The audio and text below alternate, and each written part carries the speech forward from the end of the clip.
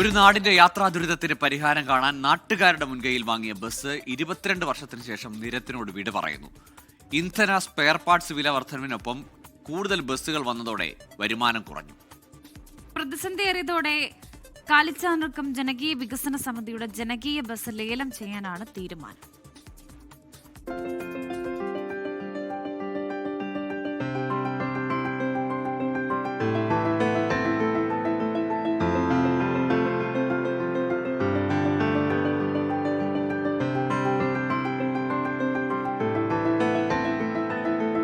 ബസ്സുകളൊന്നുമില്ലാതെ jeep സർവീസിനെ മാത്രം ആശ്രയിച്ച് മുന്നോട്ട് പോയ നാട്. വിദ്യാർത്ഥികൾക്ക് ഉപരിപഠനത്തിനുൾപ്പെടെ ദൂരസ്ഥലങ്ങളിലേക്ക് എത്തിപ്പെടാനുള്ള പ്രയാസം. യാത്രാ ദുരിതം ഏറിയപ്പോഴാണ് കാലിച്ചാനടുക്കത്തെ നാട്ടുകാർ ഒരു തീരുമാനമെടുത്തത്. ജനകീയ കൂട്ടായ്മയിൽ ഒരു ജനകീയ ബസ്. പുതിയ ബസ്സെല്ലാം ഇറങ്ങാൻ വേണ്ടി തുടങ്ങുന്നുണ്ട്. അപ്പോൾ അതുപോലെ പുതിയ പെർമിറ്റ് കൊടുക്കുന്നു. 10 മിനിറ്റ് ഗ്യാപ്പിലെല്ലാം ബസ്സിന് പെർമിറ്റ് കൊടുക്കാൻ തുടങ്ങും. അപ്പോൾ ഈ സാഹചര്യത്തിൽ ഇവരോട് പിടിച്ചു നിൽക്കാൻ പറ്റാത്ത സാഹചര്യമാണ്. നാട്ടുകാരെ സഹകരണം 200ഓളം മെമ്പർമാർ ഷെയർ ഹോൾഡർമാർ നിലവിലുണ്ട്.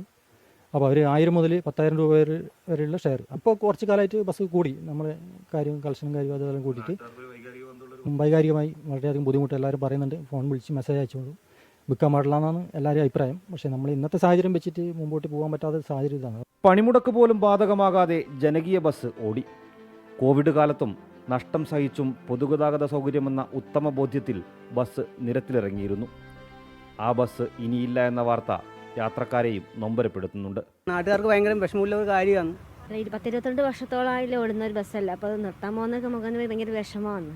ഉയർത്തിയ ബസ് ഇതേല്ലു സമയത്ത് പോകുന്നതല്ലോ. അപ്പോൾ നമുക്കെല്ലാം ആവശ്യമില്ല ബസ്സാണ്, നിർത്താൻ പാടില്ല. സ്കൂൾ കുട്ടികളൊക്കെ ഇതിനെ ആശ്രയിച്ചിട്ടാണ് പോകുന്നത്, രാവിലെ വൈകിട്ടൊക്കെ. അതുകൊണ്ട് ബുദ്ധിമുട്ട് തന്നെയാണ്.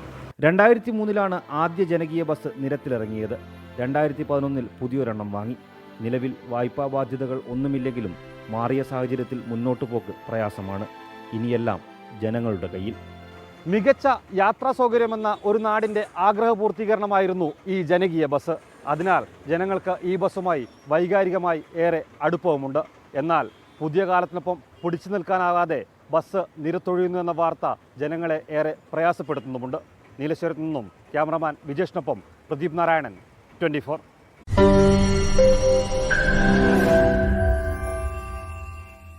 ലോകത്തെവിടെയായാലും ഏത് സമയത്തും 24 വാർത്തകളും ഓഗ്മെന്റഡ് റിയാലിറ്റി പാക്കേജുകളും എക്സ്പ്ലെയിനറുകളും വിശദമായി കാണാൻ ഞങ്ങളുടെ യൂട്യൂബ് ചാനൽ നിങ്ങൾക്ക് സബ്സ്ക്രൈബ് ചെയ്യാം.